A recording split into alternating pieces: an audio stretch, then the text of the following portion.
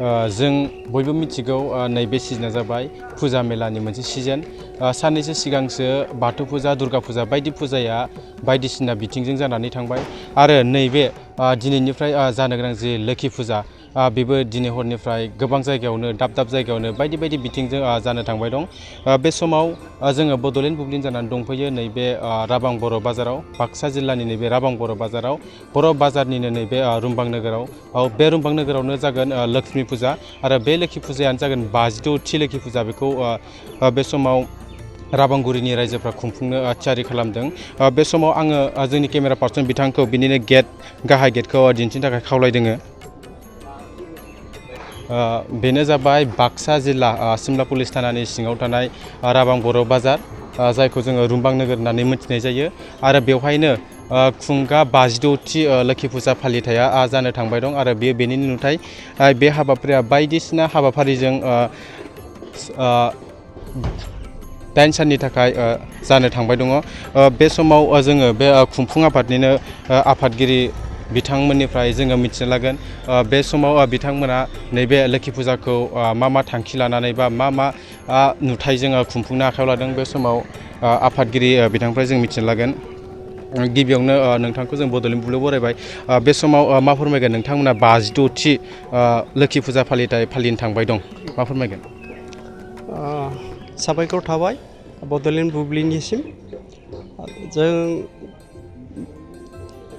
बर्तमान फैबाय थानाय नैबे श्री श्री लोखि फुजा फोरबोखौ राबां बर' बाजार रुमबां नोगोराव 8 साननि हाबाफारि लानानै जोङो खुंफुंनो सानदों आरो लोगोसे बे हाबाफारिजों लोगोसे बे 8 सानाव जोङो जोंनि बे फुजाथिलियाव एक्सप', मिना बाजार, लोगोसे स्टेज पेन्डेलाव जोङो मेथाइ बादायलायनाय, लोगोसेनो डेन्स बादायलायनाय आरो बेबायदिनो नामजादा रेडिअ' आर्टिस्ट ओरैहाय सिंगार जोङो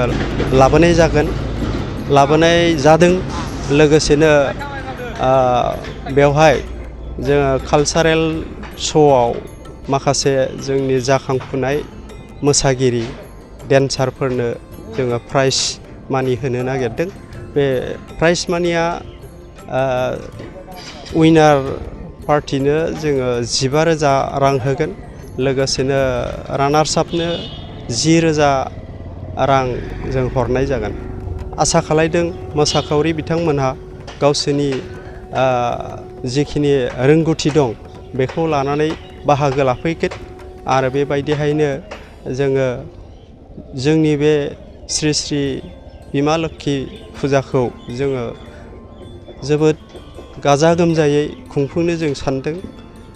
बे गाजा गोमजा खुंफुंनायाव रायजो राजाखौबो खावलायनाय थाखाबाय, जाहाथे नोंथांमोनहा जोंनि बे राबां बर' बाजार रुमबां नोगोराव बयबो लैहोर लैहोर फैनानै जोंनि बै लोक्षि फुजा फोरबोखौ 8 सानाव रोहो रोहोयै फैनानै जाहाथे जाफुंसार होयो। बिनि थाखाय आङो जोंनि बिटिआरबासि गासैबो धोरोमनि सुबुं नोंथांमोनखौ आं खावलायनाय थाबाय, जाहाथे फुजाथिलियाव फैनानै गावबा गावनि जि डिसिप्लिन दावराव दावसि गैयाजासे जाहाथे मोजाङै मोजां जोङो खुंफुंलांनो हायो। नोंथांमोनाबो बेबायदिनो जाहाथे मोजाङै मोजां गोसोजों बाहागो लाफैयो, बिनि थाखाय आङो खावलायनाय थाबाय। लोगोसेनो जों फुजाथिलियाव हानायमानि स्वच्छ भारत बे साब सिखोन बेखौ जोङो दिन्थिफुंनो नाजादों आरो हानायमानिखौ जोङो फोसाबनानै जों बेसादजों लोगोसे स्वच्छ भारतनि जि ओंथि बेखौ जाफुंसार होनो सानदों।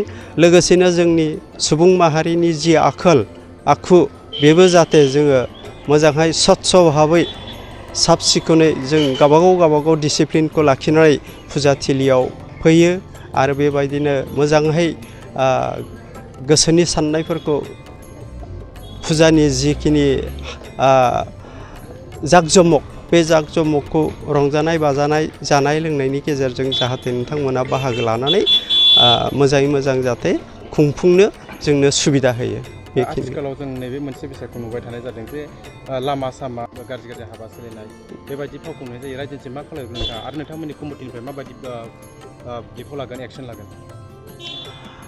दा बेखौ जोङो जिहेतुके प्रखाखननिफ्राय पारमिसन लानायाव माखासे सुक्तिखौ जों होखादों आरो प्रखाखना बेयावहाय बिथांमोनाबो नोजोर होगोन, बिथांमोनाबो थागोन फुजायाव। लोगोसेनो जिखिनि जानाय लोंनाय बायदिसिना निसा जातीय बुस्थु बे जाहाथे जों बेखौ निखेट खालायखादों, बेखौ जाहाथे नोंथांमोना साननो नाङा जे बे फुजा फोरबोआव फैनानै जोङो जानाय लोंनाय जेनेबा निसा जातीय जेसेबां दङ बेखौ लानानै जाहाथे बे समखिनिखौ फुजा समखिनिखौ बिशृंखल जाहाथे खालाया, श्रृंखला भाबै जाहाथे जोंनि बे फुजाखौ जोङो खुंफुंनो हायो। बिनि थाखाय जोङो हानायमानि कमिटि तरफनिफ्राय खुंफुं आफादनिफ्राय जोङो हाजासे नाजादों आरो बेबायदिनो जोङो जोंनि रायजो राजाखौ खावलायदों नोंथांमोनहा दिनैनि जिखिनि बड'लेण्ड बुब्लियाव जोङो जा एसे जोंनि फालनिफ्राय जोंनि फुजाखौ जेरैबायदि जोङो खुंफुंनो सानदों बेखौ जाहाथे नोंथांमोनाबो गोसो मोदोम होनानै जाहाथे आखल आखुखौ थिग मथे सालायनानै जाहाथे फुजानिफ्राय जोङो न'निफ्राय फैनानै फुजाथिलिनि जेसेबां रं बिरं बेखौ उपभग खालामखांनानै आरो मोजाङै मोजां न' फारसे जों गासैखौबो थांफिननायखौ जोङो लुगैयो। जोंबो मोजाङैनो मोजां हगार हरनो लुगैयो। बे समाव जोङो खुंफुं आफादनि जे आफादगिरि बिथांनिफ्राय जोङो गोबां बाथ्रा मिथिना लाबाय आरो बिथांमोना खावलायहरदों रायजोखौ आब्रुथि भाबै डिसिप्लिन भाबै बिथांमोना जेन' फुजाखौ नायफैयो आरो नांगौ बायदि बिथांमोना गावनि डिसिप्लिनखौ लाखिनानै मोजां मोजां न' फारसे सौहैयो बेखौनो बिथांमोना फोरमायहरदों। आरो नैबे समाव आं केमेरामेन बिथांखौ दिन्थिनो थाखाय खावलायगोन। होबाय। नैबे समाव राबां बर' बाजार बा बाक्सा जिल्ला सिमला पुलिस थानानि सिङाव थानाय राबां बर' बाजारनि नैबे रुमबां नोगोराव 8 साननि थाखाय खुंगा 68थि जे लोखि फुजा फालिथाय बियो दिनैनिफ्राय जागायगोन आरो बेनि साखाफाराफोरखौ नोंथांमोननो जोङो दिन्थिदों। बेनो जाबाय बाक्सा जिल्ला सिमला पुलिस थानानि सिङाव थानाय राबां बर' बाजार। अदेबानि बेखौ जोङो रुमबां नोगोर होननानै मिथिया जे बेवहायनो सान 8नि थाखाय बिथांमोना गाजा गोमजायै खुंफुंनो आखायाव लादों आरो बिथांमोननिफ्राय जों मिथिनाय बायदिब्ला बिथांमोना बायदि बिथिं रोजाबनाय मोसानाय बिथिंनिफ्राय बिथांमोना बादायलायनाय होगोन आरो गोबां मिना बाजार आरो बायदि मेला बिथांमोना नुनो मोनगोन होननानै जोंनि बड'लेण्ड बुब्लिनि गेजेरजों फोरमायहरदों।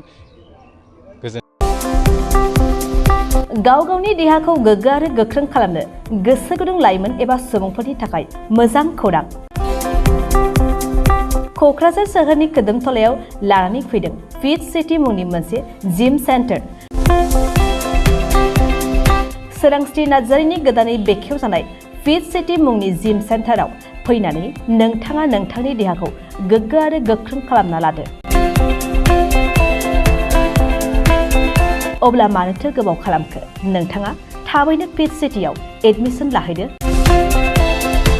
आबुंसिनै मिन्थिनो थाखाय 7896710934 नङाब्ला 9706677961 मबाइल नम्बराव कल खालामनो हागोन।